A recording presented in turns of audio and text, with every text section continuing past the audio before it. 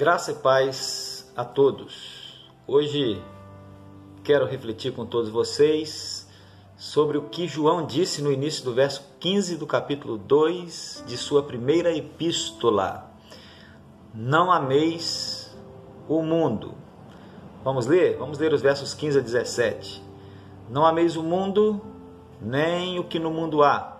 Se alguém ama o mundo, o amor do Pai não está nele. Porque tudo o que há no mundo, a concupiscência da carne, a concupiscência dos olhos e a soberba da vida, não é do Pai, mas do mundo.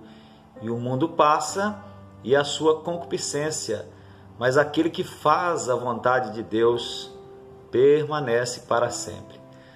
Antes de tudo, eu quero dizer a você que me ouve que essa reflexão é primariamente para mim.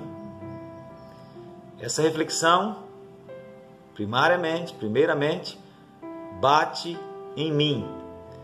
Mas pode ser que sirva para você também. Então ouça com atenção e com senso crítico. Sem ficar pensando em coisas do tipo, o pastor estava pensando em mim quando escreveu. E, portanto, sem se ofender por qualquer coisa que for dita aqui. Se algo lhe servir, então simplesmente ore. Fale com Deus, que essa parte do que foi dito descreve a sua situação e então depois resolva com Ele, com Deus, o que você vai fazer a respeito. Então, repetindo, a reflexão é primariamente para mim. E eu compartilho com você, porque pode ser que também lhe sirva, assim como serviu para mim. Uma frase que eu costumava dizer quando o meu filho fazia algo que eu tinha dito para não fazer era: qual é a parte do não faça isso você não entendeu? Então eu dizia para ele não fazer alguma coisa, ele fazia, e eu dizia para ele: olha, qual é a parte do não faça isso você não entendeu? Acontece que hoje, 18 de setembro de 2020, o dia em que eu escrevi esta reflexão para depois gravar e transmitir, lendo 1 João 2,15, eu me lembrei dessa fala, porque o Espírito Santo de Deus inspirou João a escrever que não devemos amar o mundo e nem o que no mundo há. E não é que às vezes nós fazemos o contrário? E quando nós fazemos o contrário, se nós pararmos e ficarmos em silêncio por um pouco de tempo na presença santa do Senhor, talvez entre aspas, escutemos dizer a nós: qual é a parte do não ameis o mundo você não entendeu?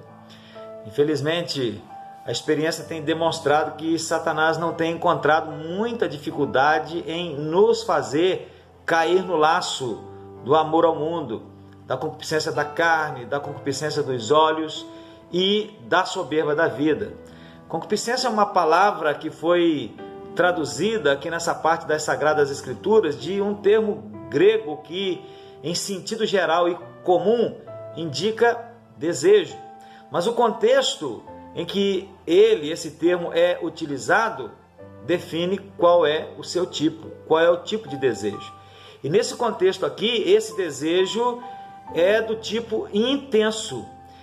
E então a concupiscência pode ser entendida como um desejo ardente. A concupiscência aqui pode ser entendida como um desejo ardente.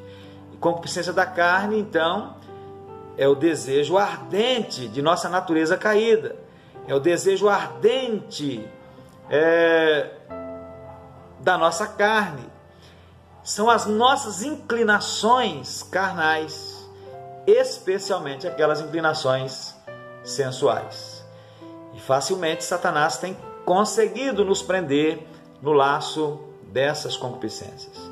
Quanto à concupiscência dos olhos, talvez ela possa ser incluída na concupiscência carnal, como uma de suas subcategorias. Conforme disse alguém, a visão, especialmente no caso do homem, o ser humano masculino, é o portão por onde entram os desejos ilícitos. Trata-se então das tentações que nos assaltam. Não as tentações internas, mas as tentações externas que nos chegam através dos olhos. E alguns exemplos que nós poderíamos citar são, primeiro deles, a visão que Eva teve da árvore proibida como agradável aos olhos. A tentação lhe chegou através da visão.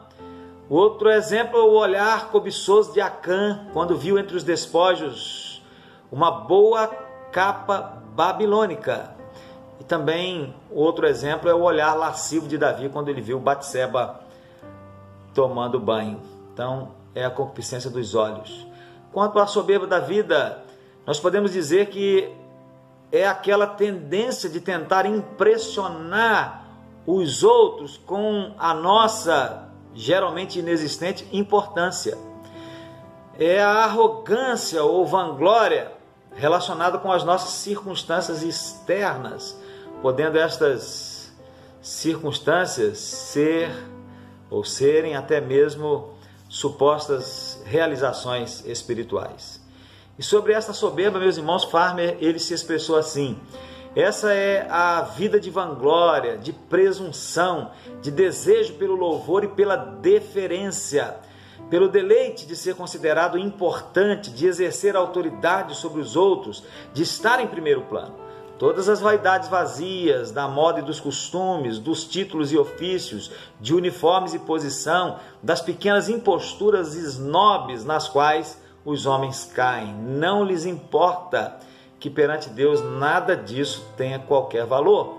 O perverso e pequeno ego quer que subamos no palco, saracoteando, agitando-nos e fazendo pose. E como eu já disse, meus irmãos, infelizmente, Satanás não tem encontrado muita dificuldade em nos fazer, a nós, crentes, cairmos nesses laços. O amor ao mundo, apesar da exortação contrária, tem encontrado bastante espaço em nossas vidas e corações. E é fácil constatar isso. É só parar para perceber como, na prática, algumas coisas parecem ter mais valor para nós. Algumas coisas nos parecem mais atraentes do que as, entre aspas, coisas de Deus. Eu quero citar apenas 2 exemplos. Para não ficar citando muitos exemplos, eu quero citar apenas 2 exemplos. E em outros você pode raciocinar por conta própria. O exemplo número 1 que eu quero citar, meus irmãos, é acerca da leitura da Bíblia e oração. Leitura da Bíblia e oração são coisas de Deus. Todos havemos de concordar. Mas não é que às vezes novelas, filmes ou algum outro tipo de entretenimento parecem-nos mais atraentes? Então não conseguimos ter um tempo relevante para a prática da leitura da Bíblia e oração, mas encontramos bastante tempo para estas outras coisas. E o exemplo número 2 é a igreja. A igreja, entendendo por igreja um organismo vivo, o corpo de Cristo, é coisa de Deus, ou não é? Claro que é, ela tem defeitos, obviamente, e como tem, mas é coisa de Deus, afinal, foi Jesus quem a instituiu. Mas, meus irmãos, não é que às vezes o clube, a praia, o passeio com amigos e outros afins nos parecem bem mais interessantes? E então nós encontramos bastante tempo para estas coisas, mas bem pouco tempo para estarmos reunidos com a igreja e como igreja. Encontramos bastantes recursos financeiros para sustentar estes entretenimentos, mas bem pouco ou nenhum recurso para ajudar na obra de Deus através da igreja. Qual é, meus irmãos, a parte do não ameis o mundo? Ainda não entendemos. Talvez Deus esteja falando isso para você hoje, assim como falou para mim. Qual é a parte do não ameis o mundo, vocês ainda não entenderam. Qual é a parte do não ameis o mundo, nós ainda não entendemos. Por que é que nós amamos tanto o mundo? Talvez seja porque nós não estejamos, por alguma razão, amadurecendo na fé, ou paramos de amadurecer, ou talvez estejamos até retroagindo.